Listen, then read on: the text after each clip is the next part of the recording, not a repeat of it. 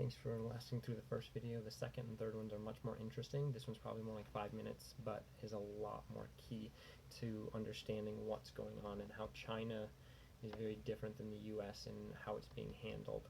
So when did COVID start? What is it?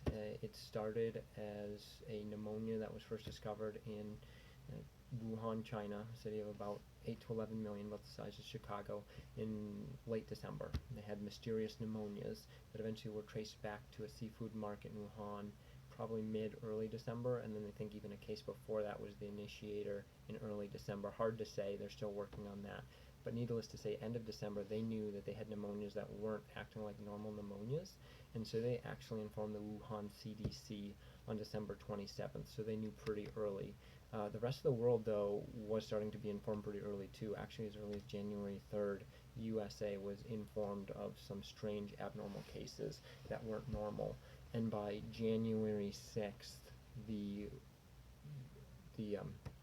Chinese CDC let out a level 1 emergency, which is the highest level. So things were known pretty early on that something was serious, but people just didn't know what it was at that point. It was January 8th where they learned that it was coronavirus, a new coronavirus.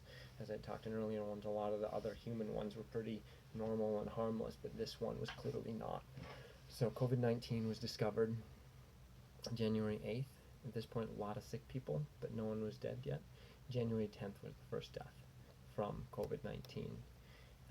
Over the next 2 weeks, people started to get more and more sick. Wuhan realized that they had to do something drastic, and so they actually,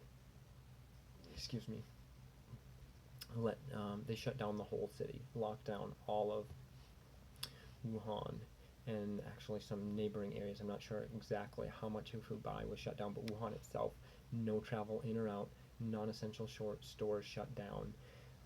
People weren't allowed to just roam the streets. Like, this was a serious lockdown, much different than anything in the US, where we still had restaurants for a while, and then we still have Best Buys and furniture stores and everything else. This was a huge lockdown.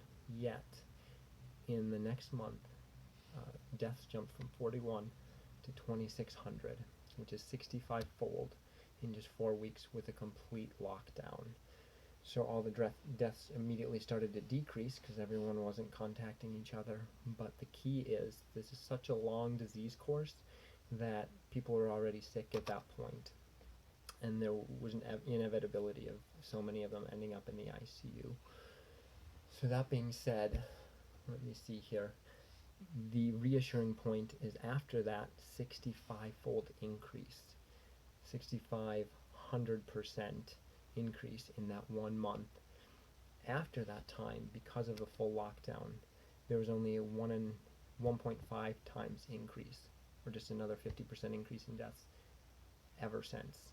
So it has shown that a full lockdown, just shut down everything, can actually spare a lot of human life if it's done early.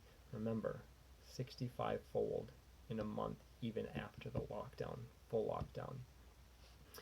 This is key because this was a singular place that was infected in Wuhan. We talked about 80,000 cases in China. 50,000 were in Wuhan proper itself, 67,000 in the slightly surrounding Wuhan area, 13,000 only in the rest of China.